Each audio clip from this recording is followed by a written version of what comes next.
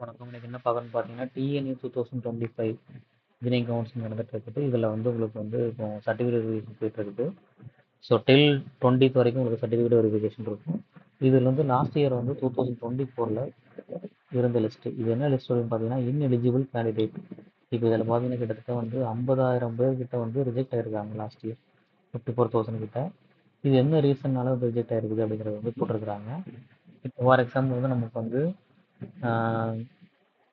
இப்போ இந்த கேஸ் எடுத்துக்கலாம். இதில் வந்து பேமெண்ட் நாட் கம்ப்ளீட்டட், இது ஒரு ரீசன்.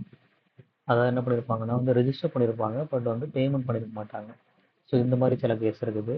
அதுக்கடுத்து பார்த்தீங்கன்னா மேண்டேட்டரி சர்டிஃபிகேட்ஸ் நாட் அப்லோடட். அதாவது நீங்கள் வந்து ஸ்டார்னு ஒன்று போட்டிருக்கோம் உங்களோட சர்டிஃபிகேட் அப்லோட் பண்ணும்போது, அந்த கேட்டகரிக்கு கம்பல்சரி நீங்கள் அப்லோட் பண்ணியிருக்கணும். அதை நீங்கள் பண்ணாமல் விட்டுருக்கீங்க அப்படின்னா வந்து அதனால் வந்து ரிஜெக்ட் ஆகிருக்கலாம்.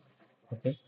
ஸோ இப்போ என்ன பண்ணுவாங்கன்னா வந்து இப்போ உங்களுக்கு வந்து நீங்கள் ஜஸ்ட் உங்களோட லாகின்ல போய் பாருங்கள். அதில் வந்து சர்டிஃபிகேட் வெரிஃபிகேஷன் ஸ்டேட்டஸில் வந்து உங்களுக்கு வந்து கம்ப்ளீட்டடாக இல்லை, பெண்டிங்கோ ஏதாவது ஒரு ரீசன் போட்டிருக்காங்க அப்படின்னா, அந்த பர்டிகுலர் சர்டிஃபிகேட்டை நீங்கள் வந்து வித்தின் 20 அந்த 20 ஜூன் வரைக்கும் ஜூனுக்குள்ளே நீங்கள் வந்து பிஎஃப் சென்டரில் போய் சப்மிட் பண்ணியிருக்கணும். ஓகேங்களா? இல்லை அப்படின்னா உங்களுக்கு என்ன ஆகணுமோ இந்த மாதிரி வந்து ரிஜெக்ட் பண்ணிடுவாங்க அந்த சர்டிஃபிகேட், அந்த பர்டிகுலர் அப்ளிகேஷன். உங்களுக்கு அதுக்குள்ளே டைம் தான் இப்போ கொடுத்துருக்காங்க. 10th 20 வரைக்கும் 10 days டைம் கொடுத்துருக்காங்க. ஸோ இந்த டேட்டுக்குள்ளே நீங்கள் வந்து சர்டிஃபிகேட் வெரிஃபிகேஷன் செக் பண்ணி பார்த்துட்டு உங்களுக்கு கம்ப்ளீட் ஆகிடுச்சுன்னா பிரச்சனை இல்லை. பட் கம்ப்ளீட் ஆகலைன்னா நீங்கள் கம்பல்சரி வந்து டிஎஃப் சென்டரில் போயிட்டு வந்து அந்த சர்டிஃபிகேட்டை வந்து நீங்கள் வந்து வெரிஃபை பண்ணிக்கணும். எதர் நீங்கள் வந்து அவங்களுக்கு ஃபோன் பண்ணி கேட்டு நீங்கள் அதை கம்ப்ளீட் பண்ணாலும் சரி, இல்லை நேராக போய் பண்ணாலும் சரி. ஸோ இதுதான் வந்து ஆக்சுவல் ப்ரொசீஜர். ஸோ வேறு பார்த்தீங்கன்னா நேட்டிவிட்டி சர்டிஃபிகேட் வந்து எல்லாருக்கும் தேவைப்படாது. ஒன்லி வந்து அதர் ஸ்டேட்டுக்கு மட்டும்தான் வந்து நேட்டிவிட்டி சர்டிஃபிகேட் தேவைப்படும். இது ஒரு ரீசன். அப்புறம் பார்த்தீங்க அப்படின்னா வந்து டூப்ளிகேட் அப்ளிகேஷன். ஒரே அப்ளிகேஷன் வந்து 2 பேர் போட்டிருப்பாங்க.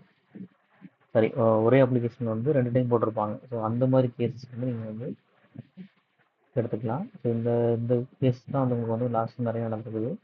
ஸோ இந்த லிஸ்ட்டை செக் பண்ணி பார்த்தாலும் நமக்கு வந்து கிட்டத்தட்ட 50,000 மெம்பர்ஸ் வந்து 50,000 அப்ளிகேஷன்ஸ் வந்து நமக்கு வந்து இந்த மாதிரி ரிஜெக்ட் ஆகிருக்கு.